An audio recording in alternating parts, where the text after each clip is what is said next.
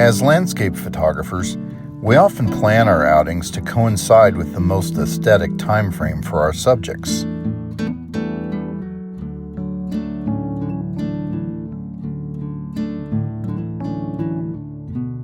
Whether that being wildflower blooms at their best condition in the spring, or the peak of fall color when forests give the last hurrah before they shut down for winter.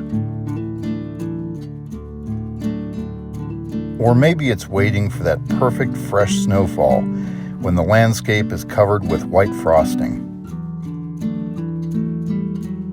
It's usually easier to photograph scenery that speaks for itself. But what about those other times, the off-season times when the leaves have long since fallen to the ground and are beginning their long process of becoming new soil? When the grasses have lost their ability to stand upright and now lie dormant in complex patterns on the ground.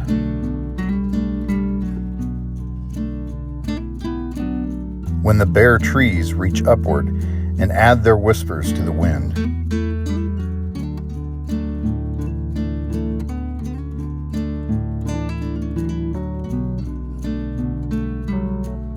The seasons between the seasons are some of the most challenging to photograph.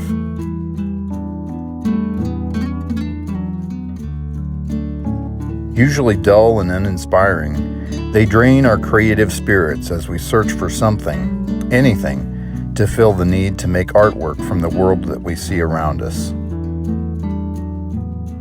But is it really as drab and colorless as we assume it to be?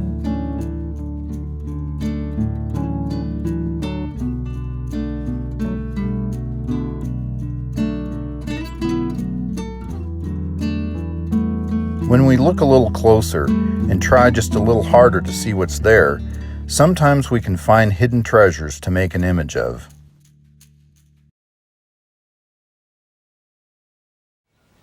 I like challenging myself with such stark surroundings. It forces me to pare down the composition and find that photo within the mess.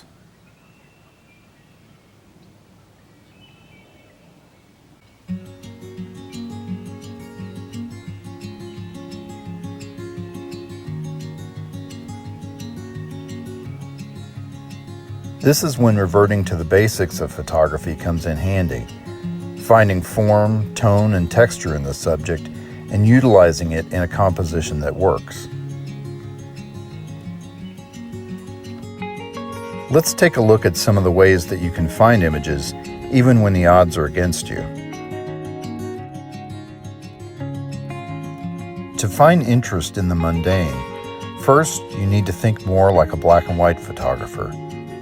Make form your primary focal point.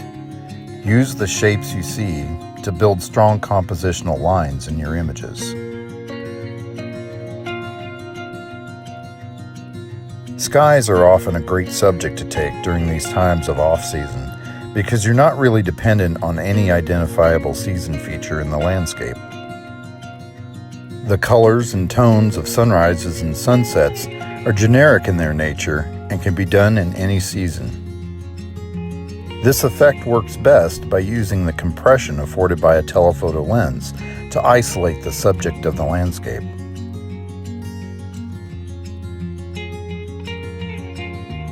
Much like skies, the atmosphere itself can change rapidly and provide many different opportunities for unique photos. Fog, rain, mist, haze, and humidity are all atmospheric conditions that can add mood and emotion to your photographs, making them stand out among the crowd.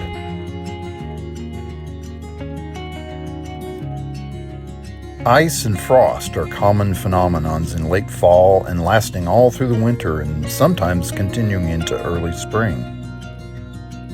I like to look for the patterns and textures they make and see how the light plays off their surfaces. It's a great representation of seasonal change. Grasses are always a great subject because even though they go dormant in the winter, they retain their nutritional food value even when dried. They begin this drying cycle in late summer, first the seed heads, and eventually working their way down to the ground. The variety of tones can vary greatly depending on the species. In the early spring, many emerging animals will depend on grasses for their food and shelter.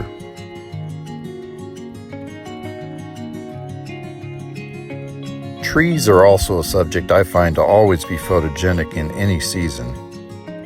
Their shapes and branching patterns can be quite interesting. And by using their backgrounds and surroundings, trees can be just as colorful without leaves as they are with them.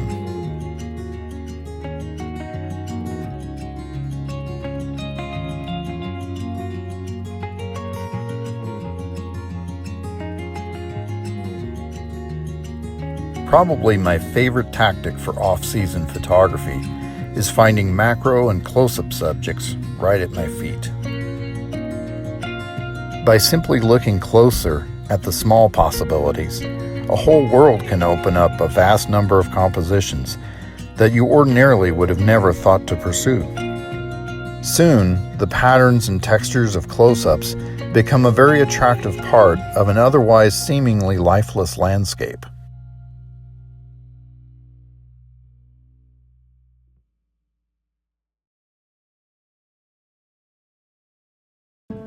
Probably one of the most important pieces of advice I could offer is to look deeper. Look at possible subjects in different ways, from different angles and perspectives. See past the common and embrace the abstract. Use your mind's eye to figure out what exactly is attracting you to a scene and zero in on those features. Isolate what you like, and then take the picture. I'm not going to sugarcoat it. Off-season photography can be very challenging. And there will be days when you simply cannot find the right subject matter to justify making a photo. Soon the seasons will change again into the bright, fresh greens, the golden yellows and reds, or the fluffy, pure whites. But while we wait, with practice and patience, we can all learn how to see a little closer into those darker, drabber times of the seasons in between, and hopefully come away with some inspiring images that we can be proud of. Thanks again for joining me, and until next time, I'll see you on the trail.